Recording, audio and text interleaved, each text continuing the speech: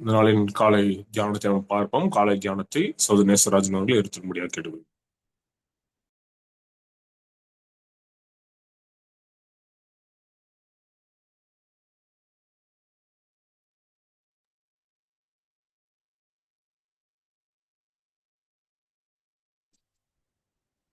என்னுடைய பிரச்சனத்துக்கு பயமுண்டுவதாக இந்த காலைல மறுபடியும் நம்ம ஒன்று சாமுவேல் புஸ்தகம் 16வது அதிகாரத்தை வந்து படிச்சிட்டு இருக்கோம். ஒன்று சாமுவேல் 16 3வது வசனத்தை வாசிங்களேன். இந்த நாள் தியானத்துக்காக நம்ம அந்த பகுதியை எடுத்துக்கிறோம். ஈசாயை பலி விருந்துக்கு அழைப்பாயாக, அப்பொழுது நீ செய்ய வேண்டியதை நான் உனக்கு அறிவிப்பேன். நான் உனக்கு சொல்கிறவனை எனக்காக அபிஷேகம் பண்ணுவாயாக என்றார். நான் உனக்கு சொல்லுகிறவனை எனக்காக அபிஷேகம் பண்ணுவாயாக. இந்த சீன் எல்லாத்துக்கும் உங்களுக்கு தெரியும். சாமுவேல் சவுலுக்காக துக்கம் கொண்டாடிட்டு இருக்கும்போது தேவன் சொல்றாரு, நீ போய் ஈசா வீட்டுக்கு அபிஷேகம் பண்ணு அப்படின்னு சொல்லி சொல்றாரு. அங்க அபிஷேகம் பண்ற சம்பவத்தை பார்த்தீங்கன்னு சொன்னா அப்படியே வரிசையா ஒருத்தரையா போயிட்டே இருப்பாங்க. இவருக்கு பார்க்கறதுக்கு உயரமாவும் அழகாவும் தினகத்திரமா இருக்கிற பார்த்தோன்னா இவரை தான் தேவன் தெரிந்து கொண்டாரு நினைச்சிட்டு இருப்பாரு. ஒவ்வொருத்தராக கடந்து போயிட்டே இருப்பாங்க. கடைசியில வர்ற ஒருத்தரை அவரு தேவன் சொல்லுவாரு. அது அவங்க வீட்டுல இருக்க மாட்டாரு, வெளியில இருப்பாரு. அவரை போய் கூட்டிட்டு வான்னு சொல்லுவாங்க. கூட்டிட்டு வந்து அவரை அபிஷேகம் பண்ண சொல்லி சொல்லுவாங்க. தேவன் ஏன் அப்படி 7 பேரை கடந்து போனதுக்கு அப்புறம் ஒருத்தரை செலக்ட் பண்றாரு? என்ன வித்தியாசங்களை தேவன் அங்க பாக்குறாரு மக்கள்கிட்ட? அல்லது சவுலை தேர்ந்தெடுத்ததுக்கும் தாவீதை தேர்ந்தெடுத்ததுக்கும் என்ன வித்தியாசம் இருக்குது? நம்ம நேற்று படிச்சோம், ஒருத்தருடைய இருதயத்தின் நினைவுகளை தேவன் அறிஞ்சிருக்கிறார் அப்படின்னு சொல்லி. வாங்க வழக்காடுவோம்னு சொல்லி பேசும்போது சொல்றாரு, நான் எப்படி அப்படின்னு சொல்லி அவர் நம்மளுக்கு சொல்லிக் கொடுக்க விரும்புறார் அப்படின்னு சொல்லி படிச்சோம். தேவனோடு கூட இருக்கும்போது மாத்திரம்தான் இந்த விஷயங்கள் எல்லாம் கத்துக்க முடியும் அப்படின்னு சொல்லியும் நம்ம படிச்சோம். இன்னைக்கு கேள்வி என்ன அப்படின்னு சொன்னா, ஏன் 7 பேரை கடந்து போனதுக்கு அப்புறம் 8வது ஆளை செலக்ட் பண்ணாரு? தேவனுக்கு எல்லாம் தெரியும் அப்படிங்கிறதா? அப்படின்னா உண்மையில எல்லாமே தெரியும் தேவனுக்கு. யார் எப்படி இருப்பாங்க அப்படின்னு சொல்லி தெரியும். அப்புறம் ஏன் தேவன் சவுலை தேர்ந்தெடுத்தாரு? இப்போ ஒவ்வொரு விஷயத்துக்கும் தேவன் ஒரு காரியத்தை வச்சிருக்காரு அப்படின்னு சொல்லி பாக்குறோம். சவுளுடைய காரியங்களை பத்தி தேவனுக்கு தெரியுமா அப்படின்னா நல்லா தெரியும். 1 சாமுவேல் 10வது அதிகாரம் 6வது வசனத்தை 7வது வசனத்தை வாசிங்களேன்.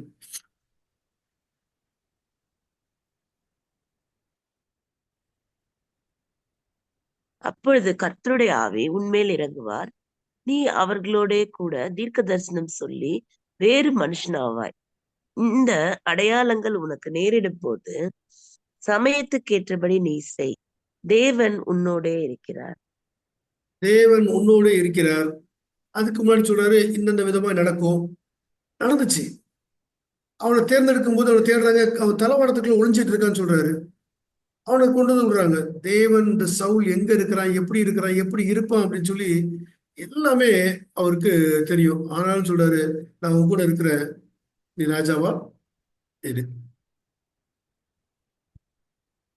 அவன் எப்படி தேர்ந்தெடுக்கப்படுறான் அப்படின்னு சொல்லி பார்த்தீங்கன்னு சொன்னா, அவருடைய சொந்த விருப்பத்துக்கு மாறாக, தேவனுடைய சொந்த விருப்பத்துக்கு மாறாக, தேவனுடைய எண்ணங்களுக்கு மாறாக அவனை அங்க ராஜாவாக வைக்கிறார். காரணம், இஸ்ரேல் மக்கள் கேட்கிறாங்க. எல்லாரும் கேட்கிறாங்க, எங்களுக்கு அர்ஜென்ட்டா ஒரு ராஜா வேணும். உடனே தேவன் அங்க கொடுக்குறாரு. ராஜா வருவாங்கன்னு சொல்லி தேவனுக்கு தெரியுமானா கண்டிப்பா தெரியும். எப்ப கேட்பாங்க சொல்ல தெரியுமா? தெரியும். நம்ம ஏற்கனவே படிச்சிருக்கோம். உபாகம புஸ்தகத்திலேயே அவங்க சொல்லிட்டாரு, ராஜாவா கேட்கும் போது நீ இப்படி இருக்கணும் அப்படின்னு சொல்லி சொல்லிடுறாரு. ஓ, ராஜா வருவாருன்னு சொல்லி அவருக்கு தெரியும். இவங்க கேட்பாங்கன்னு சொல்லி தெரியும். யார் முதல் ராஜா வருவாங்கன்னு அவருக்கு தெரியும். அப்போ தேவன் சவுலை தேர்ந்தெடுக்கிறாரு. தேர்ந்தெடுத்த சவுல் ஜனங்கள் மத்தியில் ரொம்ப பிரபலமாயிட்டாரு. அவங்கள கூட்டு போறது, பண்றது, உடனே பிடிச்சு கூட்டு வந்துடுறது. இந்த சவுல் மக்கள் இருதயத்துக்கு ஏற்ற ஒரு மனுஷனா இருந்தாரு. ஆனா தேவனுடைய இருதயத்துக்கு ஏற்ற மனுஷனா இல்லை. சவுல்கிட்ட நிறைய பிரச்சனைகள் இருந்துச்சு.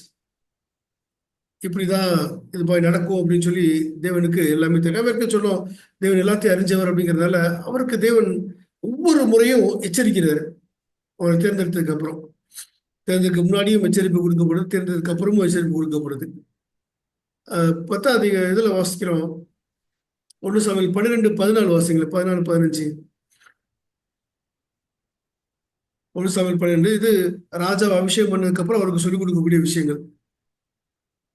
நீங்கள் கர்த்தருடைய வாக்குக்கு விரோதமாய் கலகம் பண்ணாமல் கர்த்தருக்கு பயந்து அவரை சேவித்து அவருடைய சத்தத்துக்கு கீழ்ப்படிந்தால் நீங்களும் உங்களை ஆளுகிற ராஜாவும் உங்கள் தேவனாகிய கர்த்தரை பின்பற்றுகிறவர்களாய் இருப்பீர்கள். நீங்கள் கர்த்தருடைய சத்தத்திற்கு கீழ்ப்படியாமல் கர்த்தருடைய வாக்குக்கு விரோதமாய் கலகம் பண்ணினீர்களானால் கர்த்தருடைய கை உங்கள் பிதாக்களுக்கு விரோதமாய் இருந்தது போல உங்களுக்கும் விரோதமாய் இருக்கும். 20வது வசனத்தை வாசிங்களேன். அப்பொழுது சாமுவேல் ஜனங்களை நோக்கி, பயப்படாதேயுங்கள், நீங்கள் இந்த பொல்லாப்பை எல்லாம் செய்தீர்கள். ஆகிலும் கர்த்தரை விட்டு பின்வாங்காமல் கர்த்தரை உங்கள் முழு இருதயத்தோடும் சேவியுங்கள். அப்போ ஒவ்வொரு அடுத்த 21 பாத்தீங்கன்னா, விலகி போகாத மற்றபடி பிரயோஜனமற்றதும் ரட்சிக்க மாட்டாதுமா இருக்கிற வீணானவைகளை பின்பற்றுவீர்கள். அவைகள் வீணானவைகளே, நீங்களும் இன்னும் பொல்லாப்பை செய்வீர்களானால் நீங்கள் உங்கள் ராஜாவும் நாசம் அடைவீர்கள் அப்படின்னு சொல்லி அங்க சொல்றாரு. அப்போ என்ன சொல்ல வர்றாருன்னா, தேவனுக்கு பயந்து தேவனுக்கு கீழ்ப்படிங்க, வீணான காரியத்தை பின்பற்றாதீங்க, பிரயோஜனமற்றதுக்கு தேடி போகாதீங்க, ரட்சிக்க கூடாததுக்கு பின்னாடி போகாதீங்க சொல்லி நிறைய காரியங்களை அங்க சொல்லி கொடுக்குறாரு. ஏன் இதெல்லாம் சொல்லிக் கொடுக்கப்படுது அப்படின்னு சொல்லி கேட்டா, ராஜாவா அபிஷேகம் பண்ணப்படுறவருக்கு இதெல்லாம் தெரிஞ்சிருக்கணும். இன்னொரு காரியம், ராஜாவா அபிஷேகம் பண்ணப்படுறவர் விலகி போயிடக்கூடாது அப்படிங்கிறதுக்காக. இவங்க விலகி போவாங்கன்னு சொல்லி அவருக்கு தெரியும். ராஜாவை கேட்பாங்கன்னு சொல்லி தெரிஞ்ச கடவுளுக்கு இந்த ராஜா எங்கெல்லாம் விலகி போவார்னு சொல்லியும் தெரியும். அதனாலதான் முன்னாடியே அங்க அவரு சொல்றாரு, சவுளுடைய குணத்தை தெரிஞ்சான்னு சொல்றாரு, நீ பிரயோஜனமற்றதுக்கு பின்னாடி போகாத, தேவனுடைய வார்த்தையை மீறாத, தேவனுக்கு பயப்படுறதை மட்டும் செய், பொல்லாதனதை செய்யாத. பொல்லாதனதை செஞ்சாரா? தாவீதை வேட்டையாடுற வேலையை செஞ்சுட்டு இருந்தாரு. தாவீதுக்கு உதவி செஞ்சதுக்காக ஆசாரியர்களை கொலை செஞ்சாரு. அந்த சம்பவங்களை வாசித்து பார்க்கும்போது பிற நாட்கள்ல படிப்போம். தாவீதுக்கு உதவி செஞ்ச அந்த ஆசாரியனை ஒரு குடும்பத்தையும் வர சொல்லுவாரு, கேள்வி கேட்பாரு. உடனே அவங்க என்ன சொல்லுவாங்க, செஞ்சதை ஒத்துக்குவாங்க, ஆமா அப்படின்னு சொல்லி. ஆனா இவன் நினைச்சவனா அவனை சேவர்களை கூப்பிட்டு அவங்களை கொலை செஞ்சிருங்க அப்படின்னு சொல்லி வெட்டி போடுங்க அப்படிமா. அவங்க சேவர்கள் அவங்க கையை தூக்க மாட்டாங்க. அவங்கள காட்டி கொடுத்தவன் அவ்வளவு பேர் வெட்டி போடுவான். ஒரு சேவர்களுக்கு தெரியுது ஆசாரியர் மேல கை வைக்க கூடாதுன்னு சொல்லி. ஆனா இவன் செய்யறான்னா செய்யறாங்க. ராஜா பொல்லாப்பானதை செய்யறான், வீணானவைகளை பின்பற்றது, ரட்சிக்க கூடாத பின்பற்றி போறது, பொல்லாப்பை பின்பற்றி போறது, இப்படி எல்லா காரியங்களையும் அவன் செஞ்சிட்டு இருந்தான் அப்படின்னு சொல்லி பாக்குறோம் நம்ம. அப்போ இந்த தேவன் எச்சரிப்பு கொடுக்காம இருந்தாரா அப்படின்னா, எச்சரிப்பு கொடுத்தாரு. ஒவ்வொரு இடத்துலயும் அவன் ஒவ்வொரு பாவத்துக்கு முன்னாடி பாத்தீங்கன்னா எச்சரிப்பு கொடுத்திருப்பாரு. 7 நாள் வரைக்கும் காத்துரு அப்படின்னு சொல்லி சொல்லுவாரு. 7ஆம் நாள் வரைக்கும் வெயிட் பண்ண மாட்டான். அங்க தீர்க்கதரிசி அவனை கடிந்து கொள்வார். யோனத்தானை கொலை செய்யணும் அப்படின்னு சொல்லி தன்னை நல்லவன் காமிக்கிறதுக்காக இருப்பான். ஜனங்கள் அவனை எச்சரிப்பாங்க.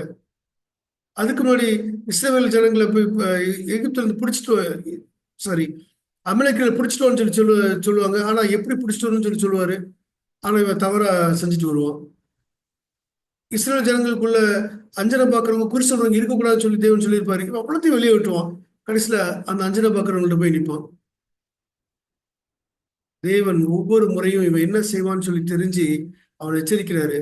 ஆனாலும் அவன் தன்னுடைய பாவத்துல அவன் விழுந்து போறான் அப்படின்னு சொல்லி ராஜ மேன்மை கிடைச்ச உடனே எல்லாத்தையும் அவன் மறந்துடுறான்.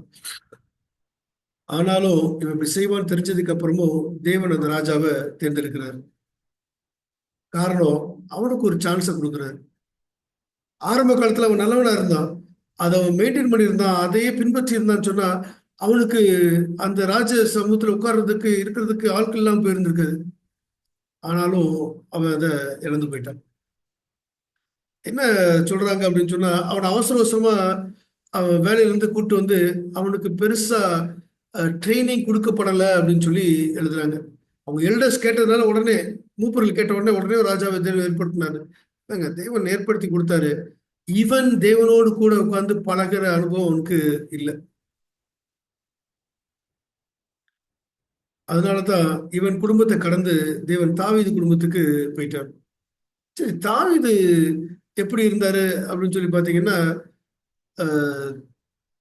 தாவீதை விட இந்த சவுலை பாத்தீங்கன்னா, சவுலுக்கு ஜனங்கள் மத்தியில் ஏதாவது குறை இருந்துச்சுன்னா எதுவுமே குறை கிடையாது, நல்லா சந்தோஷமா இருந்தாங்க. அந்த அமலேக்களை பிடிச்சிட்டு வந்ததுல ரொம்ப சந்தோஷம். ஏன்னா ஆடு மாடுகள்லாம் கொண்டு வந்து வீட்டுல கட்டியிருக்காங்க, அவ்வளவு சந்தோஷத்துல இருந்தாங்க.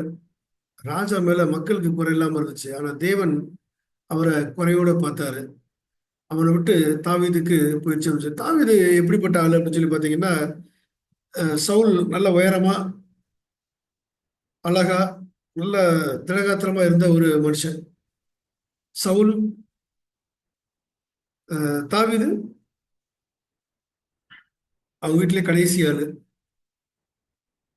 கடைசி ஆளு அப்படின்னு சொன்னா எப்படின்னா, ஆதியாகமம் புஸ்தகத்துல பாக்குறோம், யாக்கோபுக்கு மனைவியை கட்டி கொடுக்கும்போது மூத்தவள் இருக்கும்போது இளையவள் நினைச்ச மாட்டேன், கொடுக்க மாட்டேன் அப்படிம்பாங்க. அப்போ முதல்ல எல்லா நல்ல விஷயங்களும் யாருக்கு வரும்னா மூத்தவங்களுக்கு வரும். 7 பேரை கடந்து 8வது தான் நல்ல விஷயங்கள் இவனுக்கு வரும். இன்னும் இவனுக்கு பெரிய ரெகக்னேஷன் வீட்டில் இருக்கா அப்படின்னு சொல்லி பார்த்தா கிடையவே கிடையாது. 1 சாமுவேல் 17:28 நேற்று வாசிங்களேன். 1 சாமுவேல் 17:28.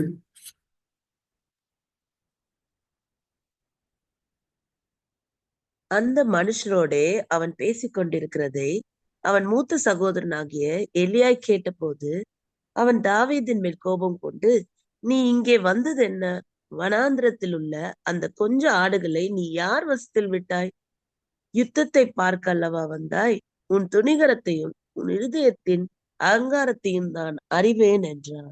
இப்போ அண்ணன் எப்படி விரட்டுறாருன்னா, உன்னை பத்தி எனக்கு எல்லாம் தெரியும், நீ வீட்டுக்கு போ. இப்போ வீட்டுல எவ்வளவு மரியாதை இருந்துச்சு அப்படின்னு சொல்லி பார்த்தா, இருக்கிறதுலே கடைசியா மரியாதை யாரு கொடுக்கணும்னா அவனுக்கு தான். மரியாதையே இல்லாத ஒரு ஆள். கடைசி பையன். உயரம் சவுல மாதிரி உயரம் கிடையாது. தாவீது சிம்சன் மாதிரி பெரிய பலமான அப்படி ஒரு பிசிக் இருந்துச்சா அதுவும் கிடையாது. ஆடு மேய்ச்சிக்கிட்டு இருந்தாங்க. இவனை கூப்பிடும்போது அவன் சின்ன பையன். கூப்பிட்ட உடனே வர்றான், எந்தெந்த வேலை கொடுத்தாலும் எல்லா வேலையும் செய்யறான். ஆனா 10 வருஷத்துக்கு மேலாக சவுலோடு கூட இருந்து அந்த ராஜ்ய பாரத்துக்கு தேவையான எல்லா அனுபவத்தையும் அவன் கத்துக்கிறான். எப்படி கத்துக்கிறான் அப்படின்னு சொன்னா, அவனுக்கு ஆடு மேய்க்கும் போது கிடைச்ச அனுபவத்தையும், தேவனோடு கூட இருந்த உறவையும், இந்த பக்கம் ராஜா கூட இருந்த உறவையும் சேர்த்து வச்சு அவன் எப்படி ராஜாவா இருக்கணும் அப்படின்னு சொல்லி அவன் தெரிஞ்சுக்கிறான்.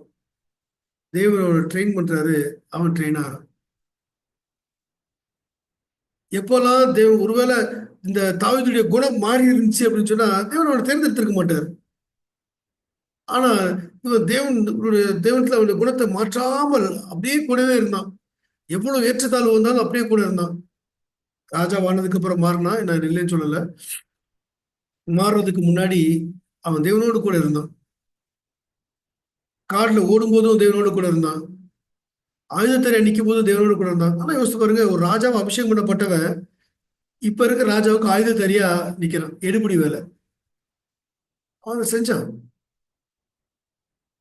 தளபதியை நிப்பாட்டுவாங்க, நிப்பாட்டுவான். நின்று 1000 பேருக்கு அதிபதியை நிப்பாட்டுவான். அப்பவும் நிற்ப செஞ்சான். நீ இந்த ஊருக்குள்ள இருக்கக்கூடாது அப்படின்னு சொல்லி விரட்டி விடுறாங்க, அப்பவும் ஓடி போறான். ஆனாலும் அவனுக்கும் தேவனுக்கும் இடையில இருக்க உறவு அங்க மாறல. தேவன் இப்படித்தான் நம்மளையும் தேர்ந்தெடுக்கிறாருங்க. ஒரு சாப ஸ்கூலுக்கு சொல்றாங்க உங்களை, இல்ல ஒரு இயற்கை செய்தி எடுக்க சொல்றாங்க, ஏதோ ஒண்ணு. அது எப்படி அப்படின்னு சொன்னா, ஒருத்தர் கையில இருந்து இன்னொரு கையில இருந்து உங்க கைக்கு வருது. ஒவ்வொருத்தரையும் தேவன் அவருடைய ராஜ்யத்துக்கு அஹ், தேவையான மக்களா மாத்திரம். ஒரு வசனத்தை வாசிங்களேன்.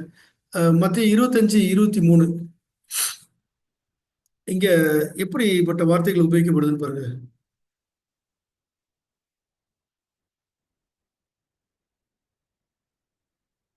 அவனுடைய எஜமான் அவனை நோக்கி, நல்லது, உத்தமும் உண்மையும் உள்ள ஊழியக்காரனே, கொஞ்சத்திலே உண்மையாயிருந்தாய், அநேகத்தின் மேல் உன்னை அதிகாரியாக வைப்பேன், உன் எஜமானுடைய பிரவேசி. உண்மையா இருந்தாய், அநேகத்தின் மேல் உன்னை அதிகாரியா வைப்பேன்.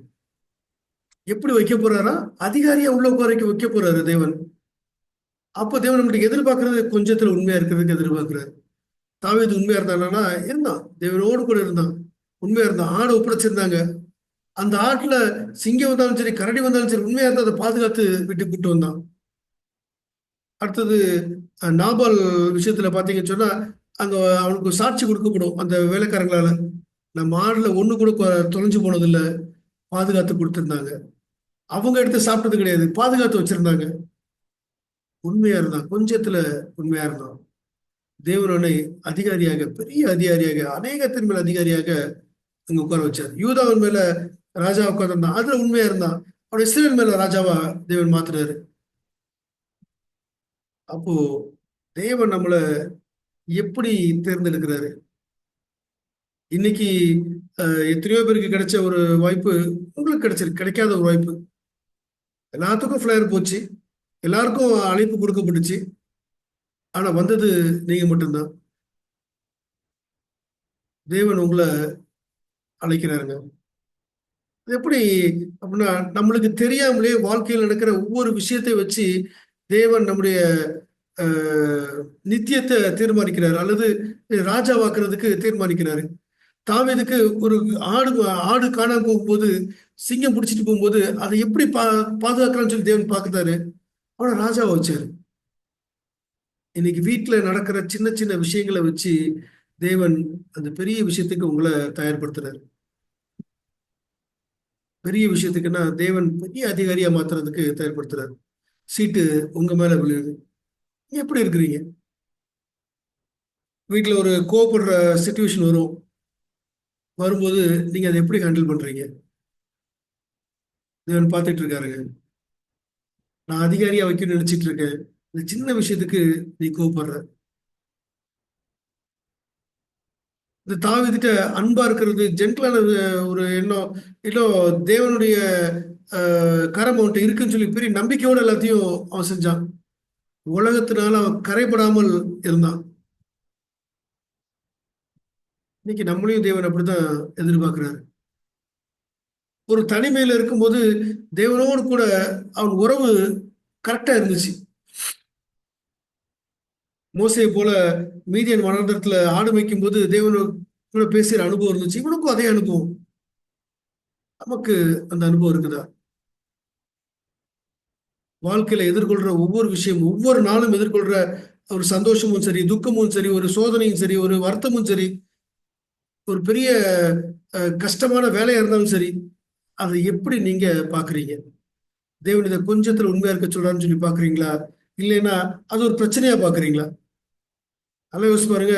ஒரு கோபுர சிச்சுவேஷன் வருது, தேவன் என்ன எப்படி இருக்க போறேன்னு சொல்லி பாக்குறாரு அப்படின்னு சொன்னா அதை எப்படி பார்ப்பீங்க? அந்த கோபுர சிச்சுவேஷனை பார்ப்பீங்களா, இல்ல எனக்கு பெரிய ராஜ்யம் கிடைக்க போறத இது தடுக்க போகுதுன்னு சொல்லி பாக்குறீங்களா? அப்படிதான் பார்க்க தேவன் விரும்புறாரு. எப்படி ஒவ்வொரு விஷயத்தையும் கத்துக்கிறீங்க? தாவீது ஒவ்வொரு விஷயத்தையும் கத்துக்கிட்டான், அது அங்க வந்து சொல்றான். அதை கொண்ட இதை கொண்ட இந்த இஸ்ரவேலை இந்திக்கிற இவனும் எனக்கு அப்படித்தான் அப்படின்னு சொல்லி தேவன் உங்களுக்கு ராஜ்யத்தை கொடுப்பதற்கு தயாரா இருக்கிறாரு. அந்த பரம்பரைக்கான கொடுக்கறதுக்கு தயாரா இருக்கிறாரு. அங்க உங்களை அதிகாரிகளை உட்கார வைக்கிறதுக்கு தேவன் தயாரா இருக்கிறாரு. நீங்க உங்களை தயார்படுத்திட்டு இருக்கீங்களா? நீங்க ரெடியா இருக்கிறீங்களா? ஒவ்வொருத்தரையும் மாத்தி மாத்தி மாத்தி அப்படியே விட்டு விட்டு விட்டு ஒருத்தரையா வந்திருக்கும். உங்களுடைய பூர்வீகத்தை நினைச்சு பார்த்தீங்க அப்படின்னு சொன்னா அநேக பேர் இந்துக்களா இருந்திருக்கலாம், வேற வேற இடத்துல இருந்திருக்கலாம், வேற சபையில இருந்திருக்கலாம். தேவன் இந்த சபையில கூட்டு வந்து உட்கார வச்சிருக்காரு அப்படின்னு சொன்னா தேவனை பத்தி அதிகமா தெரிஞ்சு உங்களை நீங்க ட்ரெயின் பண்ணி அந்த ராஜ்யத்துக்கு போகணும் அப்படின்னு சொல்லி தேவன் எதிர்பார்க்கிறாரு. அப்படி போறதுக்கு நீங்களும் ரெடியா இருக்குமா? தேவன் உங்களை கொஞ்சத்துல உண்மையா இருக்கதான் சொல்றாரு. கொஞ்சோண்டு இதுல உண்மையா இருந்தா போதும், அநேகத்தின் மேல அதிகாரிகளா வைக்க போறாரு. அப்படி அந்த அதிகாரியா இருக்கிற பாக்கியத்தை தேவன் ஒருவருக்கும் தந்து வழிநடத்து வராங்க. ஆமென்.